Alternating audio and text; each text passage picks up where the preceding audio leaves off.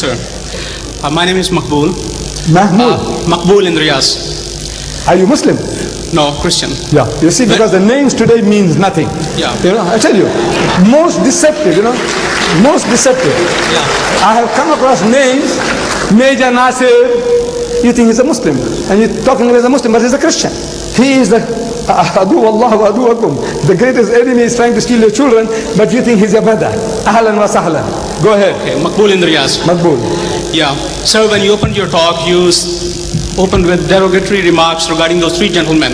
A man of your stature, do you think it behoves? What rationale do you have talking about a fellow man like that? Then also... Well, wait. Yeah. You ask the question, one question at a time. Please, if you're going to deliver a lecture, I won't remember what you said. No, you made a comment, let me respond. Then you can make another comment. Is about my tone, about my voice, about what I say, sounds offensive.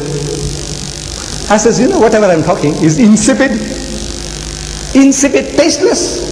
There's nothing in it. Compared to your Lord Jesus, compared to Jesus Christ, the veritable Son of God, according to you, God on earth, how does he speak? He said, you generation of vipers, you snakes. He's talking to his people, the elders of his people. You wicked and adulterous generation, haram khor pom. He's talking to his people. You hypocrites, you fools, you whited sepulchres. Am I right? Am I quoting correctly? Right. Look, compared to that, Ahmad Didat,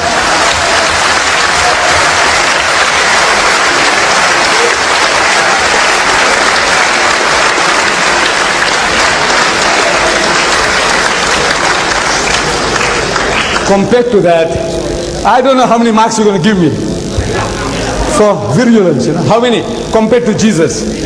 0. Right, next question. Okay, I read in the newspaper the other day, only during this week, somebody called, supposed to be a Muslim scholar, said that St. Paul is Satan.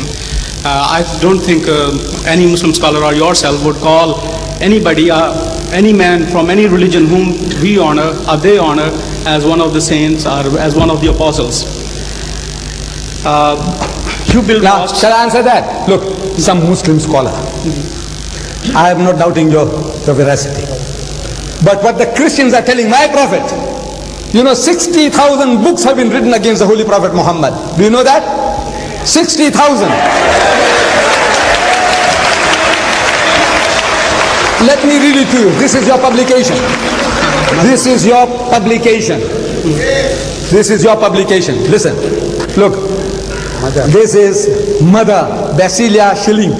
This woman is writing, Christian woman. Allah or the God of the Bible, what is the truth?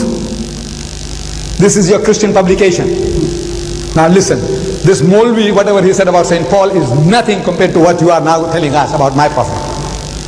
You see? It says thus the two figures, Muhammad and Christ, are the greatest contrast imaginable. Jesus represents love and peace, whereas Muhammad stands for hatred and strife. Hush, please, I don't want your help. I don't need your help, please.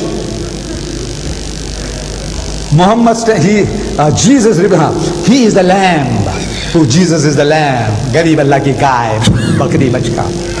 He is the lamb. Muhammad, however, stands for violence, having led wars, campaigns on behalf of the supposed message from Allah. Jesus is the embodiment of sacrifice. Indeed, sacrifice was the essence of his life. He himself became the essence, the lamb that was slain as a sacrifice for the world. Muhammad lived for his self-realization. Please, man, don't want to horrify people, waste your time. Look, Jesus, more than a prophet. This is what you're doing among the Afghan refugees. The Christians, poor people in trouble, maimed, crippled, amputated, there you take unfair advantage of them. Look at this.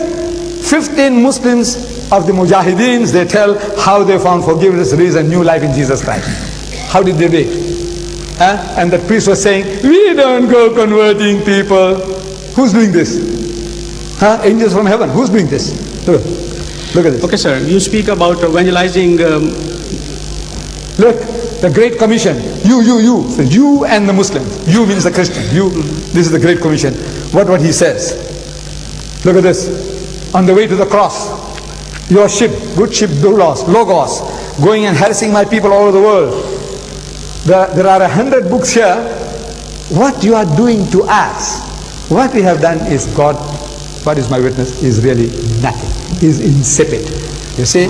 So now you are behaving like a virgin, a little girl, you know, like a little girl who has been unjustly treated somehow. When the Christians, what have you done? What did you do to the people in the Philippines? What do you do to my people all over the world? And you are talking like lambs, you know, I said, look, we mean no harm. You conquered the whole of Africa. You conquered my nation here, this subcontinent, and you enslaved us for 150 years. No? You Christians, no?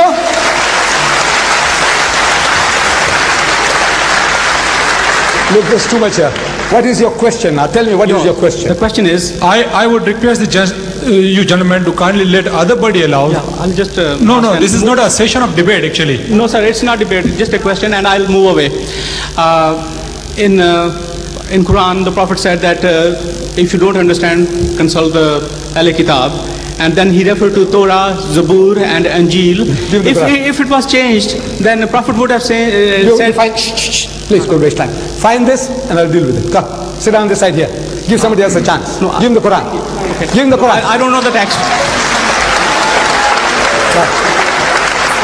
Very small question, sir. Very small question. Very small.